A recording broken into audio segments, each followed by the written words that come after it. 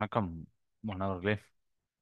7ஆம் வகுப்பு அறிவியல்ல அழகு 2 நம்ம பார்த்துட்டு இருக்கோம். அண்டம் மற்றும் விண்வெளி அறிவியல், அப்படிதானே? Universe and space science. So last கிளாஸ்ல அந்த மூன், அதோடைய அந்த ஃபேசஸ், பல்வேறு நிலைகள், பௌர்ணமினா ஏன் சொல்றோம், அமாவாசனை ஏன் சொல்றோம், மூன்றாம் பிறை எப்போ வருது, ஒன்றாம் பிறைன்னு ஒன்று இருக்கு, அந்த ஃபர்ஸ்ட் ஃபேஸ் அது எப்படின்னு இந்த மாதிரி நிறைய தகவல்களை பார்த்தோம். இன்னைக்கு நம்ம பார்க்கக்கூடிய டாபிக் பார்த்தீங்கன்னா பிரபஞ்சத்தின் தோற்றம், that is origin of the universe, நம்மளுடைய யூனிவர்ஸ். இது வந்து புக்கில் கொடுத்துருப்பாங்க. பட் நான் இதை படிச்ச உடனே எனக்கு என்ன தோணுச்சுன்னா, அஹ், நான் மற்ற புக்ஸில் படிச்சதை அப்படியே ஒரு கதையாவே லேசாக சொல்லிடலாம். நீங்க ஏன்னா புக்கை நீங்க அப்புறம் ரீட் பண்ணிக்கோங்க. நான் சொல்றத அப்படியே ஒரு கற்பனையில அப்படியே யோசிச்சு பாருங்க எப்படி இருக்கு அப்படின்னு சொல்லிட்டு, சரியா? ஏன்னா இது நான் புக்ல பார்த்தோன்னே ஓகே நமக்கு தெரிஞ்சதை சொல்லும், அதுக்கப்புறம் ஸ்டூடெண்ட்ஸ் அந்த புக்கையும் படிக்கும் போது ரெண்டும் சேர்ந்து அவங்களுக்கு ஒரு ஒரு ஸ்டேஜுக்கு வருவாங்க அப்படின்னு யோசிச்சிருந்தேன். ஓகே, ஃபர்ஸ்ட் பிரபஞ்சம் அப்படிங்கிறது இந்த யூனிவர்ஸ், நாம இருக்கக்கூடிய இந்த யூனிவர்ஸ் அப்படிங்கிறது நமக்கு நல்லாவே தெரியும். பட் இந்த யூனிவர்ஸ் பார்த்தீங்கன்னா இப்போ இருக்கிற மாதிரி பல்வேறு பல ஆண்டுகளுக்கு முன்னாடி கிடையாது. அது எவ்வளோ சார், எவ்வளோ வருஷம் சார் அப்படின்னா, இப்போ விண்வெளி ஆராய்ஞ்ச அந்த அறிஞர்கள்லாம் இருக்காங்களா, விஞ்ஞானிகள், அவங்க கண்டுபிடிச்சிருக்காங்க சுமார் 13.8 பில்லியன்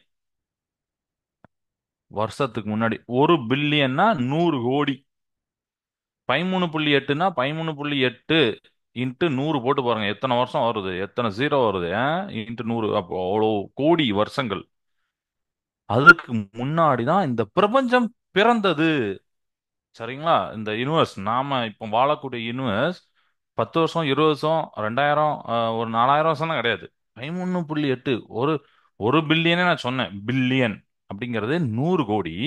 இது 13.8 பில்லியன். அப்போ அத்தனை வருஷத்துக்கு முன்னாடி தோன்றுனுச்சு அப்படின்னு விஞ்ஞானிகள் ஒரு கருத்து சொல்றாங்க. ஸோ அந்த அந்த தோன்றத அவங்க என்ன சொல்றாங்கன்னா, அதுக்கு ஒரு பேர் வச்சிருக்காங்க. அதுக்கு தான் பிக் பேங் அப்படின்னு சொல்லிட்டு. ம். இங்கிலீஷ்ல பாத்தீங்கன்னா பிக் பேங். இந்த தியரியை நீங்க பெரிய கிளாஸ் காலேஜ் எல்லாம் படிக்கும் போது அடிக்கடி இந்த வார்த்தையை கேள்விப்படுவீங்க. இப்ப கூட நெட்ல பார்த்தா நிறைய கோடிக்கணக்கான தகவல் இதுல வரும். சும்மா ஒரு நாள் ஃப்ரீயா இருக்கும்போது அடிச்சு பாருங்க, what is big bang theory அப்படின்னு அடிச்சு பாருங்க.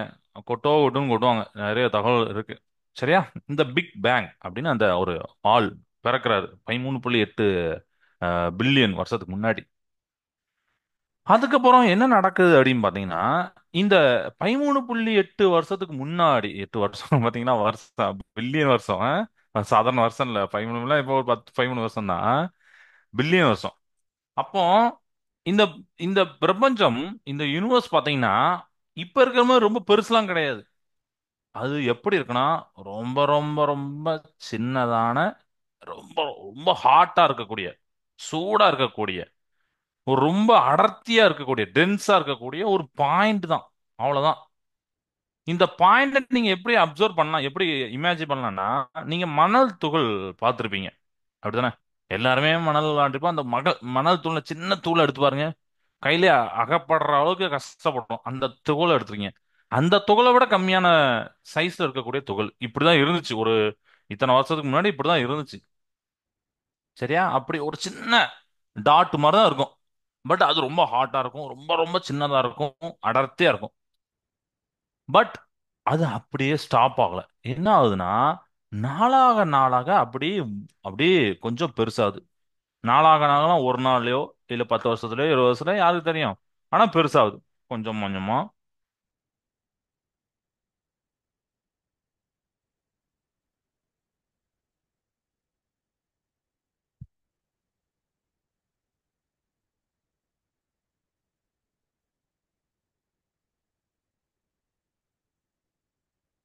கொஞ்சம் கொஞ்சமா இப்படி இப்படி போடுறதுக்கே எனக்கு எனக்கு வயசாயிரும். பட் இருந்தாலும் புரியறதுக்காண்டி தான் இப்படி சொல்றேன். அப்படி கொஞ்சம் கொஞ்சமா அப்படியே கொஞ்சம் வளர்ச்சி அடையுது. சரியா? இப்படி விரிவடைந்து போகுது, அதாவது எக்ஸ்பேண்ட் அப்படின்னு சொல்லுவாங்க அதை. எப்படி இது எப்படி நம்ம இமேஜின் பண்ணிக்கலாம் பாத்தீங்கன்னா, பலூனை நீங்க ஊதும் போது பாத்தீங்கன்னா ஃபர்ஸ்ட் சின்னதா இருக்கும். நீங்க ஊதும் போது அப்படியே காத்து கொடுத்து கொடுத்து அப்படியே அப்படியே வேகமா ஒரு விரிவடையுது. அதே மாதிரி ஃபர்ஸ்ட் சின்ன புள்ளியா இருந்தது, அதுக்கப்புறம் அப்படியே கொஞ்சம் கொஞ்சமா கொஞ்சம் நாள்லயே அப்படியே நல்லா கொஞ்சம் ஃபாஸ்டாவே அந்த ப்ராசஸ் நடக்கு. எக்ஸ்பேண்ட் ஆகிட்டே இருக்கு, அப்படியே ஆகிட்டே இருக்கு. இந்த மாதிரி ஆரம்பத்துல அந்த யூனிவர்ஸ் இருந்துச்சு, சரியா?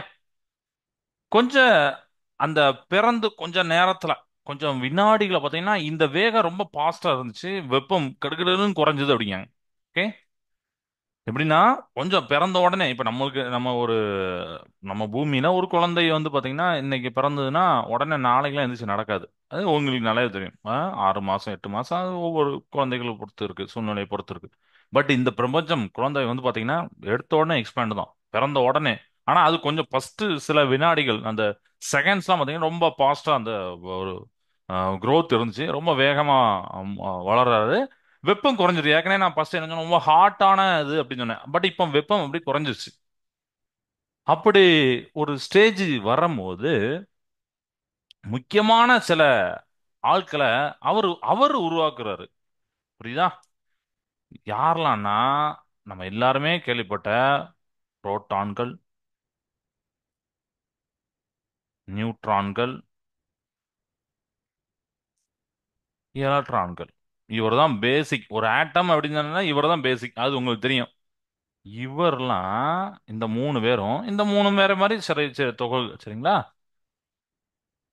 அப்போ இந்த மாதிரி பிரபஞ்சம் அப்படி எக்ஸ்பேண்ட் ஆயிட்டு இருக்கும்போது ஒரு நாள் ஒரு சின்ன அதிசயம் நடக்கு. என்னன்னா, இந்த 3 பேர் சேர்ந்த ஒரு ஆட்டம், அணு உருவாகுது அந்த பிரபஞ்சத்துல.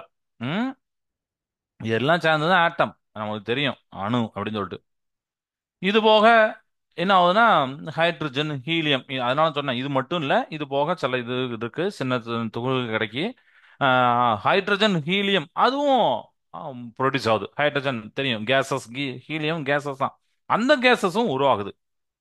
கரெக்டா? இப்படி நடக்குது.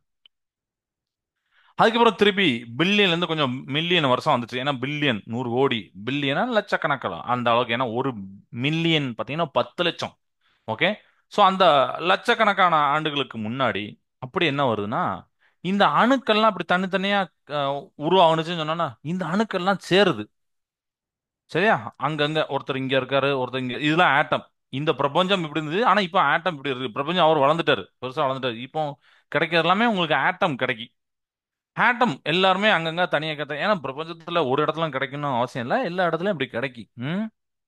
இந்த அணுக்கள்லாம் அவங்க ஒன்றிணைகிறாங்க, ஒன்னா சேர்றாங்க, சேர்ந்து நட்சத்திரங்களை உருவாக்குறாங்க. இப்போ புரியுதா? நட்சத்திரம்னா இப்போ நம்ம நான் அதான் அன்னைக்கு சொன்ன நைட்டு நீங்க ஸ்கையை பார்த்தாலே ரொம்ப அழகா ஒரு டெக்கரேஷன் இருக்கும், அப்படிதானே? இந்த அணுக்கள்லாம் சேர்ந்து நம்மளுக்கு, நான் வந்து புரிய கண்டு ஸ்டார் இப்படி போடுறேன். இந்த ஸ்டார் வந்து அப்படியே அங்கங்க நட்சத்திரங்க அந்த பிரபஞ்சத்துல உருவாக்குறது. ஓகே.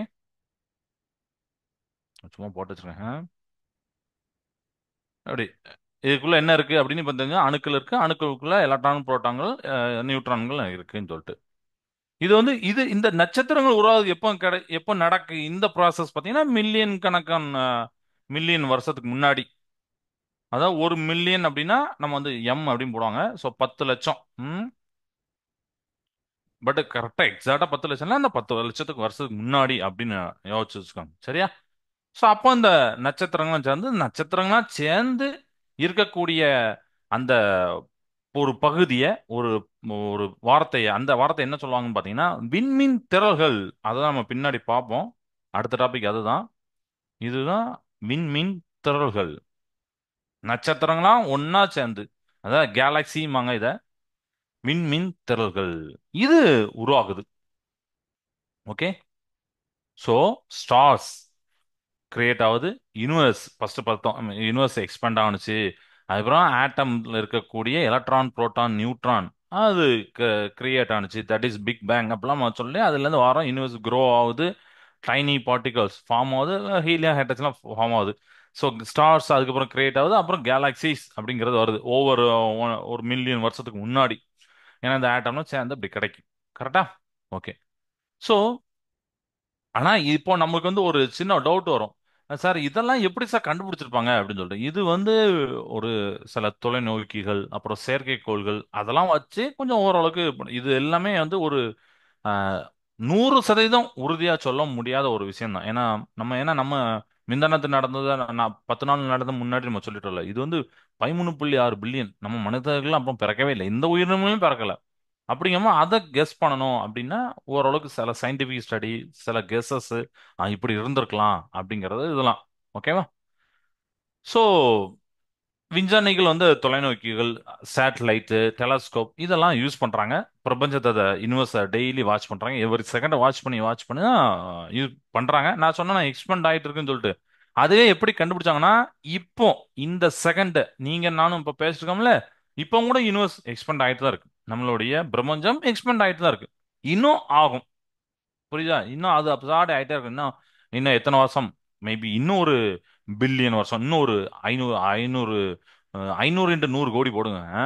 அவ்வளோ வருஷங்கள் இன்னும் அது எக்ஸ்பெண்ட் ஆகலாம். யாருக்கு தெரியும்? நம்மளால ஜட்ஜ் பண்ண முடியாது அப்படி இன்னும் 10 நாள்லாம் இருக்குன்னு சொல்லிட்டு. சரியா? ரைட். அப்போ ஸோ இப்படி எக்ஸ்பெண்ட் ஆயிட்டு இருக்கு. அப்புறம் அவங்க தொலைநோக்கி வச்சு பார்த்து இதெல்லாம் கண்டுபிடிக்கலாம். ஓகே, இப்படிதான் இருக்கும் அப்படின்னு சொல்லிட்டு.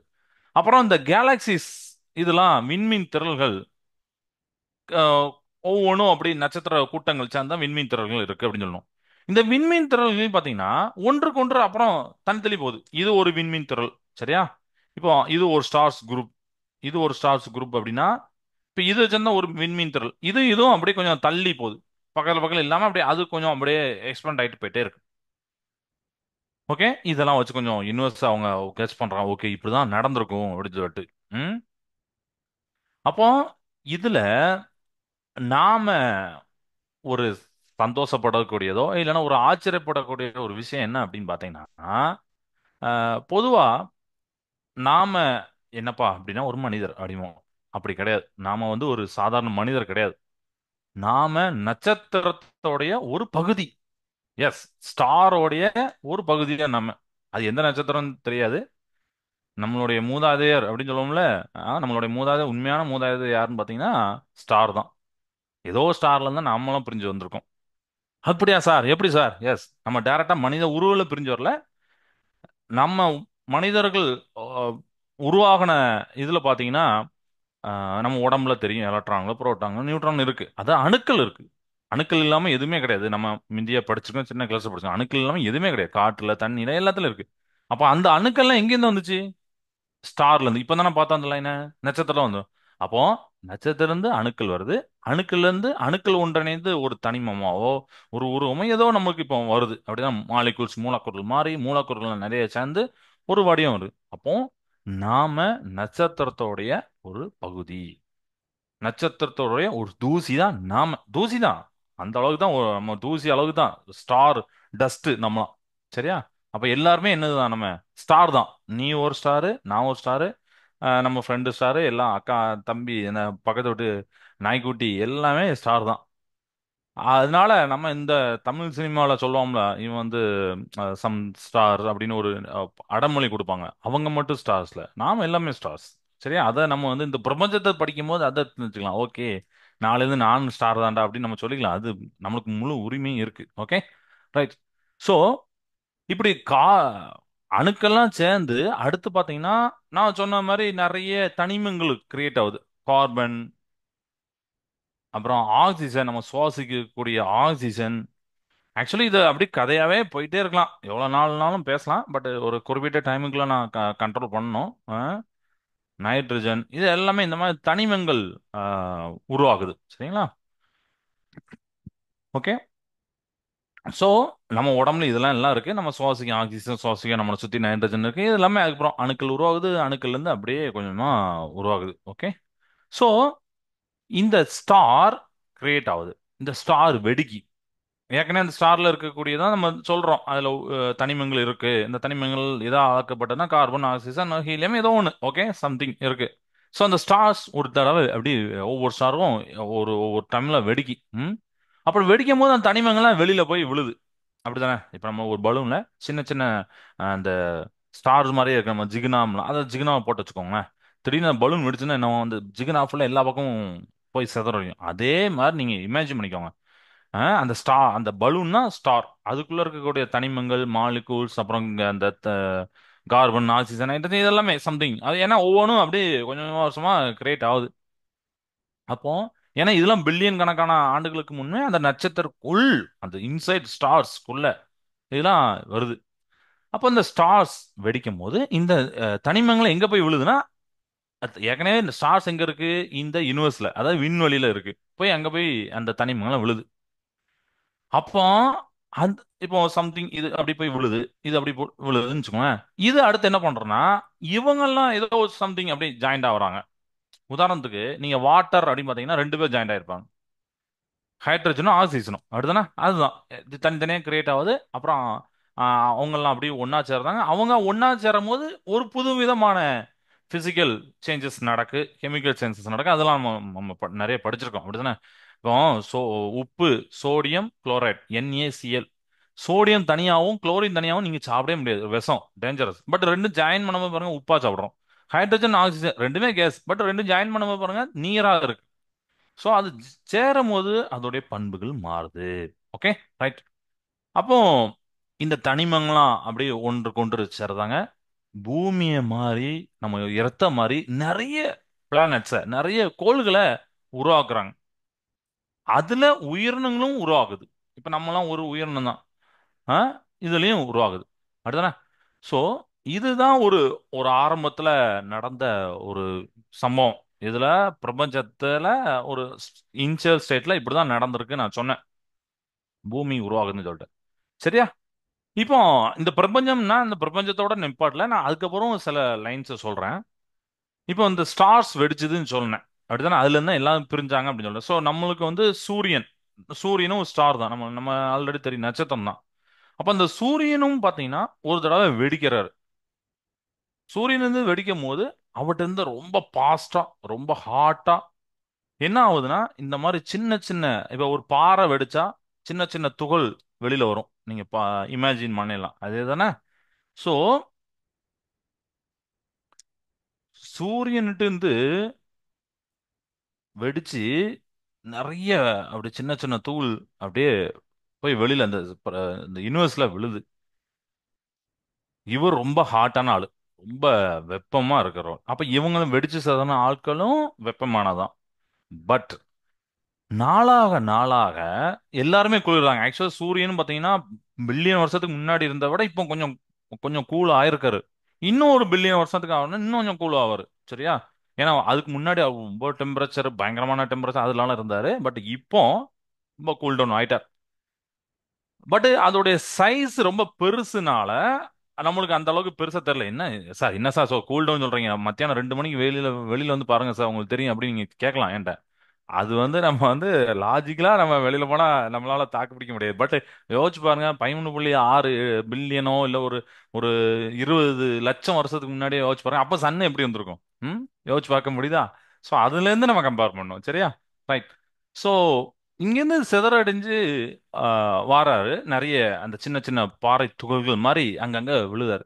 இவங்களும் ரொம்ப ஹாட்டா இருக்காங்க, ரொம்ப டென்ஸா இருக்காங்க. அப்புறம் நாளடைவுல அப்படியே அவங்களோட ரொம்ப பாஸ்டா சுத்தி அப்படியே ஸ்லோவா ஸ்லோவா ஆகுறாங்க. அண்ட் கூல் டவுனும் ஆறாங்க. புரியா? கூல் டவுன் ஆகுறாங்க. அப்போ இப்ப இவரை வந்து ஒரு பூமியா நம்ம நினைச்சுக்கிட்டோம். ம்? நாளாக நாளாக அப்படியே கூல் டவுன் ஆயிட்டாரு, ஸ்லோ டவுன் ஆயிட்டாரு. ஃபர்ஸ்ட் ரொம்ப பாஸ்டா இருந்தாரு, இப்போ கூல் டவுன் ஆயிட்டாரு. ஏற்கனவே இவர் வந்து எப்படி சொன்னா ஒரு நெருப்பு கோலம் தான், ஒரு நெருப்பு, ஒரு சின்ன ஸ்பார்க், ரொம்ப பயங்கரமா கையில பிடிக்காத ஒரு ஸ்பார்க்கா இருந்தது. பட் இப்போ கூல் டவுன் ஆகி நல்லா வந்துட்டாரு. பட் இப்போவும் நீங்க பாத்தீங்கன்னா பூமிய நீங்க துளையிட்டு உள்ள போகும்போது பாத்தீங்கன்னா இங்கெல்லாம் பாத்தீங்கன்னா நெருப்பு குழம்பு தான் இருக்கும். நீங்க ஆல்ரெடி சோசியல்லாம் அதை படிச்சிருப்பீங்க. அடுத்தது நெருப்பு குழம்பு தான் இருக்கும். ஏன்னா மேற்புறம் தான் நம்ம நம்ம கூலா இருக்கோம். நல்லா யோசிக்கணும், பூமி உள்ள வரைக்கும் அது கூல் ஆகல, மேற்புறம் மட்டும்தான் கூலா இருக்கு. மேற்புறத்துல அதுக்கு ஒரு உயிரினங்கள் உருவாக ஆரம்பிச்சிட்டு அதுக்கு அடுத்த அடுத்த ஸ்டேஜ்ல வந்துருச்சு. பட் உள்ள இன்னும் நெருப்பு குழம்பு தான் இருக்கு. ஸோ அப்புறம் அதே மாதிரி சந்திரன், அவரும் அதே மாதிரி பிரிஞ்சு வந்தவர் தான். பட் அவரும் இதோட பூமியை விட ரொம்ப ரொம்ப சைஸ்ல கம்மினால சீக்கிரமா அவர் வந்து என்ன ஆயிட்டாருன்னா கூல் டவுன் ஆயிட்டார், அவ்வளவுதான். அதனால சந்திரன் பார்த்த உடனே நமக்கு வந்து ஒரு கூலிங் எஃபெக்ட் தெரியுதா? ஏன் அப்படின்னா அவர் ரொம்ப சின்ன சைஸ் நம்ம பூமியோட கம்பேர் பண்ணும்போது. அண்ட் அவரும் உடனே ரொம்ப கூல் டவுன் ஆகி அவரை பார்த்தா நம்மளுக்கு குளிர்ச்சி வருது. சரியா? ரைட். அப்ப பூமி இப்படி வந்துட்டுன்னு சொல்லிட்டோம். இப்போ இங்க இருந்து பிரிஞ்சு வந்த பிறகு ரொம்ப ஹாட்டா இருந்துச்சு. அந்த ஹாட் ஏர், காற்று, காற்றுல அந்த எல்லாமே இருக்கக்கூடிய அந்த கார்பன் ஆக்சைடு எல்லாம் இருக்கும். அந்த ஹாட் ஏர் அது, இந்த சூடான காற்று அதுவும் குளிர் அடையுது. ரைட். சூடான காத்து குளிர் அடைந்தால் என்ன நடக்கும்? நம்ம படிச்சிருப்போம். சூடான காத்து குளிர் அடைஞ்சா பார்த்துருந்தீங்கன்னா ஒரு மேகம் மாதிரி உருவாகும். கரெக்டா? அப்படிதான் படிச்சிருப்போம். இங்க இருந்து தண்ணி ஆவியாகி வேப்பராகி மேலே போகும். பட் அது குளிர் அடைஞ்சா மேகமா உருவாகும் பார்த்துருக்கோம். ரைட்டா? அப்போ மேகமா உருவாகுது. மேகமா உருவாகுது. மேகம் நாளாக நாளாக இது வந்து ஒரு வருஷம் ரெண்டு வருஷம் இல்லை, நீங்க வந்து யோசிக்கிறது பல்லாயிரக்கணக்கான வருஷம் யோசிக்கணும். அப்ப அது நாளாக நாளாக குளிரடைஞ்சு இன்னும் கொஞ்சம் குளிரடைஞ்சு திருப்பி மழையா நம்ம பூமி மேல பொழியுது. புரியுதா? பூமி மேல மழையா பொழியுது. ஓகே. சோ இதையும் அழைச்சிடலாம். இப்ப நம்ம பூமிக்கு வந்துடலாம்.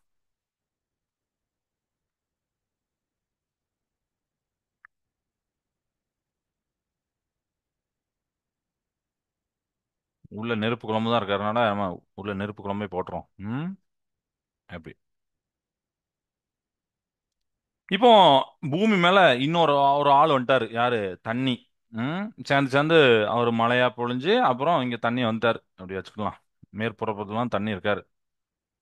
பட்டு இப்ப இருக்கிறத விட அப்போ பல மில்லியன் வருஷத்துக்கு முன்னாடி பாத்தீங்கன்னா பூமி பெரும்பான்மையான பகுதிகளை வந்து பாத்தீங்கன்னா தண்ணி தான், நீர் தான். சில இடத்துல தான் காடுகள் மாதிரிலாம் இருந்துச்சு அப்படின்னு சொல்றாங்க. நான் படிச்சதை சொல்லிட்டு இருக்கேன். சரியா? அதுக்கப்புறம் இப்போ இருக்கிற மாதிரி இப்போ நம்ம வந்து குளத்துல வீடெல்லாம் கட்ட ஆரம்பிச்சோம். டெக்னாலஜி கண்டுபிடிச்சோம். பட் அப்போ அப்படி இல்லை, எல்லா பக்கமும் தண்ணி தான் இருந்துச்சு. அப்போ பூமியில தண்ணி உருவாகுது. இந்த தண்ணியில முதல் உயிரினம் உருவாகுது. கடல். அடுத்தானே இதெல்லாம் கடல் அப்படின்னு தெரியும். ஸோ கடல்ல தான் முதல் உயிரினம் உருவாகிறது. அப்படின்னு படிச்சிருக்கோம்ல, நம்ம முன்னாடியே படிச்சிருக்கோம்ல. இந்த நம்மளுடைய இடத்துல ஃபர்ஸ்ட் உயிரினம் பார்த்தீங்கன்னா கடல் தான் உருவானுச்சு. அங்க உருவாறது அந்த ஒரு செல் உயிரினம் அப்படிலாம் படிச்சிருப்பீங்க. ஒரே ஒரு செல் தான் இருக்கும். இப்போ நம்ம உடம்புல பார்த்தீங்கன்னா பல்லாயிரக்கணக்கான செல் இருக்கு. ஒவ்வொன்றுக்கும் ஒவ்வொரு பணிகள் இருக்கு. அப்படிதானே? ஒன்று சுவாசிக்கும், ஒன்று டைஜஸ்ட் பண்ணும். டைஜஸ்ட்ல ஒரு 50,000 செல்லு வேலை பண்ணும். இதெல்லாம் ஓகே, ரைட். பட் அந்த ஒரு செல்லு தான் எல்லா பணியும் பண்ணும். கழிவு நீக்கத்தை அதான் பண்ணும்.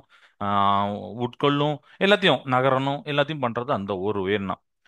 ஸோ ஆரம்பத்துல அதுக்கப்புறம் அந்த உயிரினம் அப்படின்னு கடல்ல நம்ம சொல்லும் போது கடல்ல பாத்தீங்கன்னா அந்த ஜெல்லி ஃபிஷ் அப்படிங்கிற மாதிரி தான் ஒன்று வந்துச்சு அப்படின்னு சொல்றாங்க. ஜெல்லி ஃபிஷ் அப்படின்னு சொல்லிட்டு அது.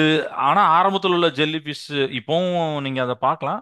ஆரம்பத்தில் உள்ள அந்த ஸ்ட்ரக்சர்லாம் கொஞ்சம் வேற, இப்போ கொஞ்சம் மாறிட்டு, நிறைய மாறிட்டு அப்படின்னு சொல்றாங்க. ஆரம்பத்துல இந்த தண்ணியில இருக்கக்கூடிய உயிரினம் அது அதுக்கப்புறம் அது மட்டும் இல்ல, அதுக்கப்புறம் நிறைய உயிரினங்கள் அப்படியே ஒவ்வொன்றா கிரியேட் ஆகுது. ஆனா ஆரம்பத்துல பாத்தீங்கன்னா முக்கியமான விஷயம் என்ன அப்படின்னு பாத்தீங்கன்னா ஆரம்பத்துல இருக்கக்கூடிய அந்த கடல் வாழ் உயிரினங்கள்ல பாத்தீங்கன்னா முதுகெலும்பு கிடையாது. முதுகெலும்புனா நமக்கு தெரியும். நம்ம இப்ப நான் உட்கார்ந்து பேசிட்டு இருக்கேன்னா காரணம் முதுகெலும்பு தான். கரெக்டா? நீங்களும் இப்போ கிளாஸ்ல உட்காந்துருக்கீங்கன்னா காரணம் முதுகெலும்பு தான். முதுகெலும்பு தான் நம்மளுக்கு முக்கியம். அதை வச்சுதான் நம்மளால நிக்கவோ நடக்கவோ எல்லாம் பண்ண முடியும். இல்லைன்னா ஒரு ஒரு பாயை போட்டீங்கன்னா எப்படி இருக்கும்? அப்படி மேலே போட்டா அப்படி கீழே விழுந்து விழுந்து அதே மாதிரி விழுந்துரும். அது உண்மைதானே? பட் இது முதுகெலும்பற்ற உயிரினங்கள் ஆரம்பத்துல உருவாகுது. அதுக்கப்புறம் அப்படியே கொஞ்சம் இந்த ஏன்னா பிரபஞ்சம், அதுக்கப்புறம் பிரபஞ்சம் எப்படி எக்ஸ்பேண்ட் ஆகுதோ அதே மாதிரி பூமியும் பாத்தீங்கன்னா நாளாக நாளாக கொஞ்சம் கொஞ்சம் அதோடைய காலநிலை கொஞ்சம் மாறுது. ஃபர்ஸ்ட் ரொம்ப ஹாட்டா இருந்தாரு, இப்ப கொஞ்சம் கொஞ்சம் கூல் ஆகுறது, கொஞ்சம் காத்தடிக்கி கொஞ்சம் பனி பொழியுது. இந்த மாதிரி சில மாற்றம். ஏன்னா இன்னைய வரைக்கும் இந்த செகண்ட் வரைக்கும் பூமியானது ஓய்வே எடுக்கிறது கிடையாது. இப்ப நான் பேசும்போது கூட பூமி கேட்டாங்கன்னா ரொம்ப சந்தோஷப்படுவாங்க அந்த தாய். ஸோ பூமி வந்து என்னைக்குமே ஓய்வே கிடையாது. அது வந்து இப்போவும் நம்ம பேசுற டைம்ல, நாம தூங்குற டைம்ல, உலகமே தூங்குற டைம்ல கூட ஏதோ ஒரு வேலையை வந்து அந்த பூமி வந்து பண்ணித்தான் இருக்கும். ஸோ அந்த ஹீட் இறங்குது, கூல் ஆகுது. பூமி தன்னுடைய ஒரு சில சூழ்நிலைகளை மாத்துது, காலநிலைகள் மாறுது. அப்ப மாறும்போது இந்த உயிரினங்கள் அடுத்த படிநிலைக்கு, அடுத்த ஸ்டெப்புக்கு போகுது. இப்ப நம்ம எப்படி 7ஆம் கிளாஸ் முடிச்சுட்டு அடுத்த வருஷம் 8ஆம் கிளாஸ் போவோமோ அதே மாதிரி அடுத்த ஸ்டெப் போறாங்க. எப்படின்னா இந்த நிலத்துல சாரி நீர்ல வாழக்கூடிய அந்த மீன் இனங்கள் நிலத்துக்கு வந்தா உயிரோட இருக்காது. உங்களுக்கே தெரியும். அடுத்த கொஞ்ச நேரம் வெளியில போட்டீங்கன்னா அந்த மீன் வந்து உலர்ந்து உடனே இதாயிரும். சரியா? ஸோ அது ஆகும்.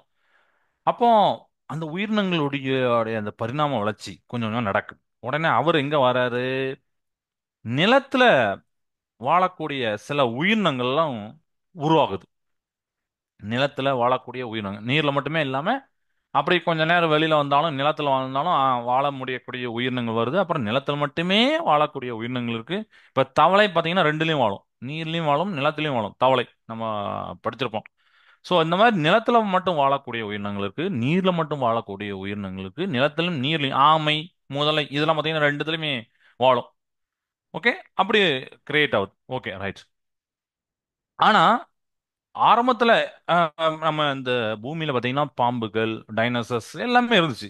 மரங்கள் எல்லாமே இருந்துச்சு. ஆனா ஆரம்பத்துல உள்ள உயிரினங்களுக்கும் இப்ப நாம பார்க்கக்கூடிய சில உயிரினங்கள் அதுக்கும் பாத்தீங்கன்னா, இப்ப பாம்புலாம் ஒரு மேபி ஒரு ஒரு ஒரு டைப்லயும் ஒவ்வொரு அடி இருக்கும் பாம்பு.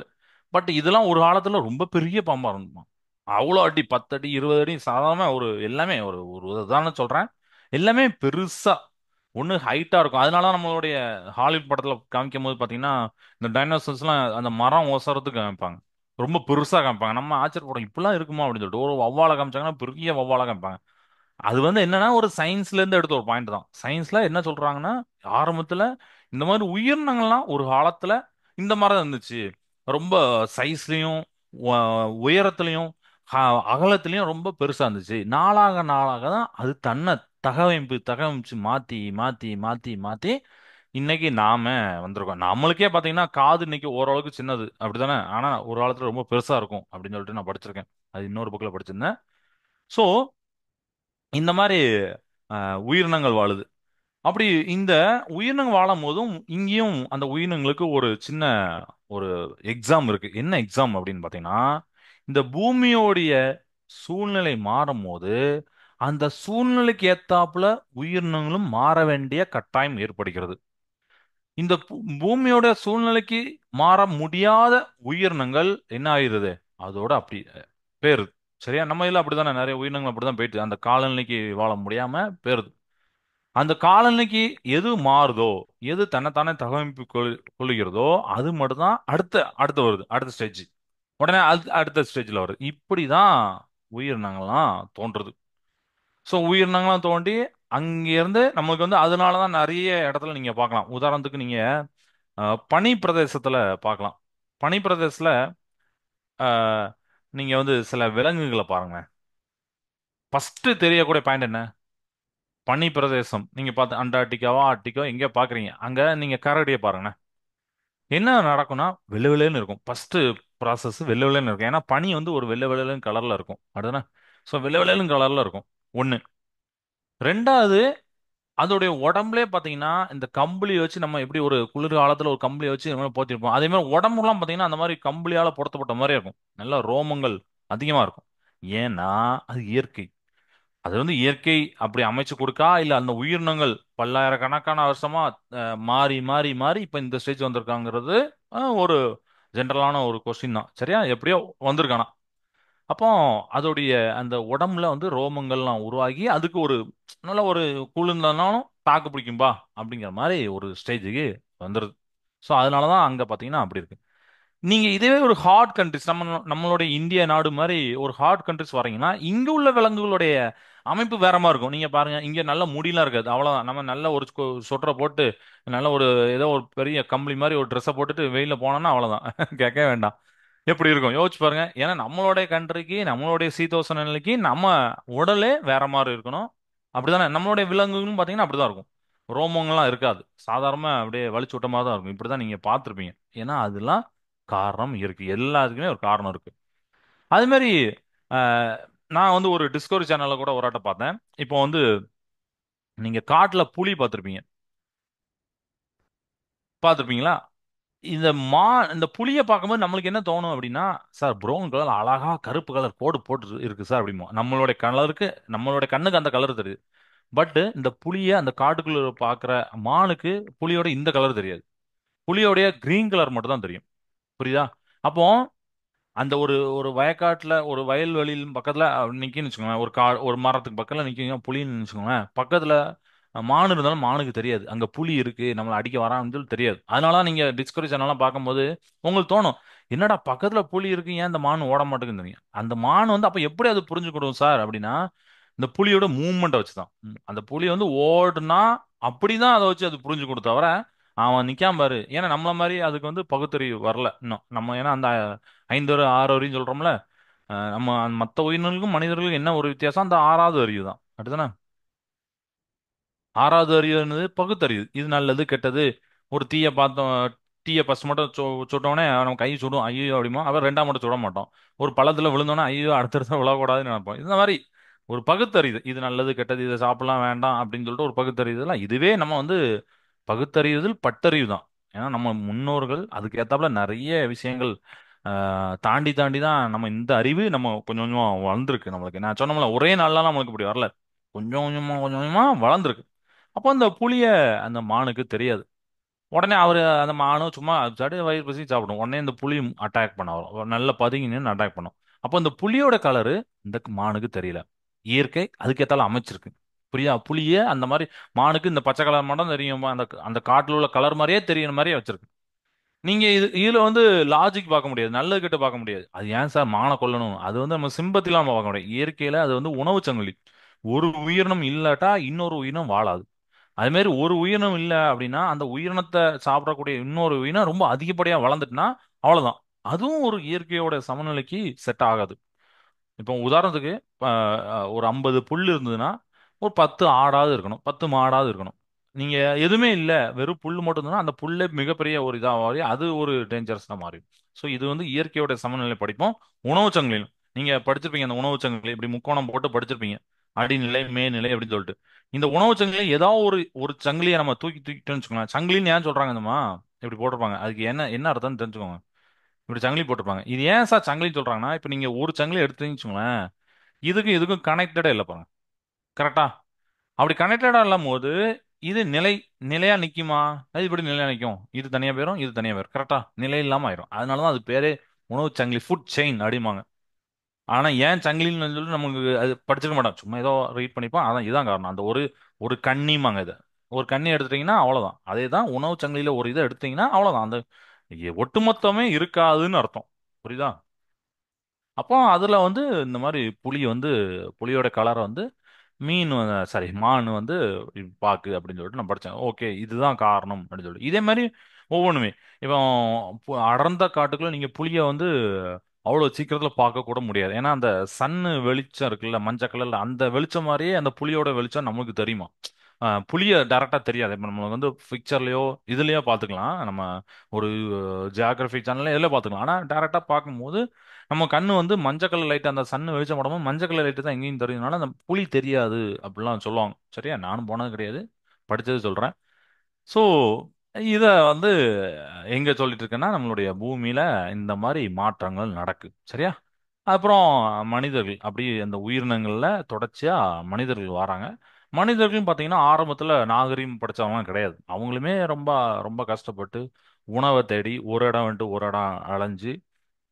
ஏன்னா வயிறு பசிக்கும்ல, வயிறு பசிக்கும் போது ஃபர்ஸ்ட் காய்கறிலாம் சாப்பிட்டாங்க, கனிகள்லாம் சாப்பிட்டாங்க. இதுவுமே பார்த்தீங்கன்னா ஆரம்பத்துல விஷமான கனிகள்லாம் சாப்பிட்டு இறந்துருக்காங்க. சரி, அந்த மாதிரிலாம் சுச்சுவேஷன் நடந்திருக்கு. அதுக்கப்புறம் இதை சாப்பிடக்கூடாது, நான் சொன்னோம்ல பட்டறிவுன்னு சொன்னோம்ல, அதுதான். ஸோ அதுக்கப்புறம் இதை சாப்பிடக்கூடாது, இதை சாப்பிடக்கூடாது, இது சாப்பிடலாம், இது பசி தீர்க்கு அப்படின்னு சொல்லிட்டு வராங்க. எதாச்சியா ஒரு நாள் ரெண்டு சிக்கி முக்கு கல் வந்து படுது, ஸ்பார்க் வருது. அவங்களுக்கு இந்த ஸ்பார்க்கை பார்த்தோன்னா அவங்களுக்கு ஃபர்ஸ்ட் பயம். அது அப்புறம் அந்த ஸ்பார்க்கை எப்படி யூஸ் பண்ணலாம் அப்படின்னு சொல்லிட்டு அடுத்த ஒரு சின்ன அவங்களுக்கு ஒரு மைண்ட்ல வருது. ஏன்னா இந்த நெருப்பை அவங்க வைக்கும் போது மிருகங்கள்லாம் அவங்க பக்கத்துல வர பயன்படுது. ஏன்னா அந்த காலத்துல பாத்தீங்கன்னா நாடோடி மக்கள், மிருகங்கள் இந்த ரெண்டு பேர் தான்.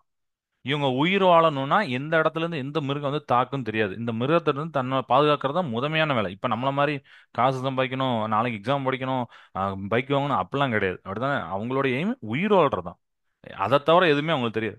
அப்படி திடீர்னு காட்டுக்குள்ள இருந்து ஒரு உயிரினம் திடீர்னு ஏதோ புலியோ சிங்கமோ ஏதோ அடிக்க வரும். அப்ப அதுல இருந்து பாதுகாக்கணும். உடனே இந்த நெருப்பை பொருத்தி வச்ச உடனே இந்த மிருகங்கள்லாம் அதை பார்த்து பயப்படுறத இவங்க புரிஞ்சுக்கிறாங்க. ஆகா, இந்த நெருப்பால இந்த மிருகங்கள்லாம் வந்து கொஞ்சம் வந்து பயப்படுது. ஏன்னா அவங்களும் வேட்டையாடி சாப்பிடக்கூடிய நிலைமையில தான் இருக்காங்க. அவங்க இன்னும் முன்னேறல, இன்னும் விவசாயம் அந்த ஸ்டேஜ் வரல. அப்போ இப்படி நடக்கு. அப்புறம் நெருப்பை கையில வச்சுக்கோ. ஓகே இவர் வந்து அப்போ எதில் எல்லாத்தையும் அவங்க வந்து கடவுளா நினைச்சாங்க, காப்பாற்றக்கூடிய கடவுள். நெருப்பை பார்த்தாங்கன்னா இப்போ நம்ம நெருப்பை கும்பிட்றோம்ல, அது வந்து அந்த அந்த இதுல இருந்து வந்தது தான். அப்ப நெருப்பை கும்பிடுறாங்க. ஓகே இவர் வந்து நம்மளை காப்பாத்து, நம்மளை உயிரோட வச்சிருக்காருல்ல, உயிர் நம்மளோட உயிரை காப்பாத்துறல, இதனாலதான் எனக்கு அவர் வந்து தெய்வம் அப்படின்னு சொல்லிட்டு கடவுள். அவங்களுக்கு அப்ப தெரியாது. திடீர்னு மழை வந்தா இடி இடிச்சா பயப்படுவாங்க. அப்ப எதுக்கு இடுக்கி ஏதோ ஒரு மேல இருந்து ஒரு ஆள் நம்மள மாதிரி ஒரு ஆள் அப்படிதான் நினைச்சாங்க. நம்மள மாதிரி ஒரு ஆள் வந்து நம்மள வந்து திட்டுறாரு, நம்மள ஏதோ கோவப்படுறாரு அப்படின்னு சொல்லிட்டு அவங்கள சமாதானப்படுத்ததான். அப்புறம் அவங்கள கும்பிடுறாங்க. அவங்களுக்கு சில பணிவிடைகள் சில இதெல்லாம் பண்றாங்க. ஓகேவா? இப்படி ஓகே ஸ்டேஜ் இப்படி வருது. அண்டு நெருப்பை பார்த்தோன்னே மிருகங்களாம் பயப்படுது. உடனே அந்த நெருப்பை யூஸ் பண்ணிக்கிறாங்க. ஓகே இந்த நெருப்பை நம்ம எப்பவுமே கையில வச்சுக்கணுமான்னு சொல்லிட்டு அப்போ ஒரு நாள் என்ன பண்றாங்கன்னா ஒரு ஒரு ஒரு உயிரினத்தை வேட்டையாடுறாங்க. அந்த உயிரினத்தோட ஒரு துண்டு நெருப்புல விழுந்துட்டு நாம தூர போடுற மாதிரிலாம் அந்த ஏன்னா அப்பப்போ வேட்டைக்கு போக முடியாது. சும்மா அது வந்து ரொம்ப ஹாபி மாதிரிலாம் கிடையாது. ரொம்ப கஷ்டமானது. கையில எந்த ஆயுதமும் இல்லாதது. அப்ப வேட்டையாடுனா எவ்வளவு கஷ்டமா இருக்கும். அப்போ அதனால நம்ம அடிக்கடி வேட்டையாடலாம் முடியாது. அஹ் அந்த கிடைச்சதை யூஸ் பண்ணோம். அப்போ ஒரு துண்டு நெருப்புக்குள்ள விழுது. நெருப்புல வந்து அந்த துண்டை அப்படியே தொடச்சிட்டு அப்படியே எடுத்து சாப்பிட்றாங்க. ரொம்ப டேஸ்ட் நல்லா இருக்கு. நல்லா இருக்கு. பச்சையா சாப்பிட்றத விட இது நல்லா இருக்கு. அப்போ இந்த நெருப்பை வச்சு இந்த உயிரினங்க இந்த நம்ம அடிச்சதை இந்த மாதிரி ஒரு வதக்கி சாப்பிடலாம். இந்த மாதிரி சாப்பிடலாம்னு அடுத்து தெரியுது அவங்களுக்கு. சரியா? அது ஏற்கனவே அதுக்கப்புறம் அவங்க அடுத்த ஸ்டேஜுக்கு வரும்போது அப்போ டெய்லி நம்ம வந்து வேட்டையாட முடியாது அப்படின்னு சொல்லிட்டு அவங்களுக்கு தெரியுது. டெய்லி ஏன்னா அது ரொம்ப ரிஸ்கான ஜாப். அப்புறம் என்ன பண்றாங்கன்னா அவங்களுக்கு இன்னொன்னு தேவைப்படுது. தண்ணி தேவைப்படுது. நீர் தேவைப்படுது. உடனே நீர் தேவைப்பட்டனால தான் அவங்க வந்து என்ன பண்ணாங்கன்னா எங்கெல்லாம் ஆறு ஓடுது நதிகள் ஓடுது அந்த நதிகள் பக்கத்திலே அவங்க உட்கார ஆரம்பிச்சாங்க. அதனால தான் பார்த்தீங்கன்னா இன்னைக்கு நம்ம படிப்போம் சிந்து சமவெளி நாகரிகம், நைல் நாகரிகம், அப்புறம் சீனாவில் உள்ள ஆற்றங்கரை நாகரிகம் இந்த மாதிரி நம்ம படிப்போம். எல்லா நாட்டிலையும் பார்த்தீங்கன்னா நாகரிகம் அப்படிங்கிற அந்த கல்ச்சர் சிவிலேஷன் அப்படிலாம் அந்த வார்த்தை யூஸ் பண்ணுவாங்க இங்கிலீஷ்ல. பட் நமக்கு தமிழ்ல பார்த்தீங்கன்னா ஒரே வார்த்தை தான் நாகரிகம். இங்கிலீஷ்ல ரெண்டு வார்த்தை வரும். கல்ச்சர் அண்ட் சிவிலேஷன் அப்படின்னு சொல்லிட்டு வரும். ஓகே. அப்போ அந்த இது வருது கல்ச்சர் நாகரிகம். அவங்க அந்த நதி பக்கத்துல உட்காருதாங்க. ஏன்னா அவங்களுக்கு தண்ணி தேவை. நெருப்பும் வந்தாச்சு. தண்ணி வந்து இருக்கு. Okay super. ரைட்டா? அப்பப்போ வேட்டையாடுறாங்க. அப்போ உணவை உட்கொள்றாங்க. அப்போவும் அவங்களுக்கு சில நாள் கஷ்டமா இருக்கு. திடீர்னு வெள்ளம் வந்துடுது. திடீர்னு மழை பெய்யுது. இந்த மாதிரிலாம் இருக்கும்போது அவங்களால வேட்டைக்கு போக முடியல. அப்போ அடுத்து என்ன பண்ணலாம் அப்படின்னு யோசிக்காங்க. ஏன்னா அடுத்த ஸ்டேஜ் கொஞ்சம் நகரணும்ல. அடுத்த ஸ்டேஜ் தான். சரி ஓகே. திடீர்னு அந்த பூமியில இருந்து கிடைக்கக்கூடிய சில தானியங்களையும் சில உணவுகளையும் பார்க்காங்க. இது பூமிக்குள்ள விளையுது. அதை எடுத்து சாப்பிடுறாங்க. நல்லா டேஸ்டா இருக்கு. நல்லா இருக்கேன். அப்ப பூமிக்குள்ள இப்படி போட்டா ஒரு விதைய போட்டா இப்படி வளருமா அப்படின்னு அவங்களுக்கு தெரியுது. உடனே என்ன பண்றாங்க? செயற்கை ஏன்னா அதுக்கு முன்னாடி இயற்கையா நடந்தது. இப்ப செயற்கை மூலயமா பூமியை வெட்டுறாங்க. தேவையான அந்த விதைகளை போடுறாங்க.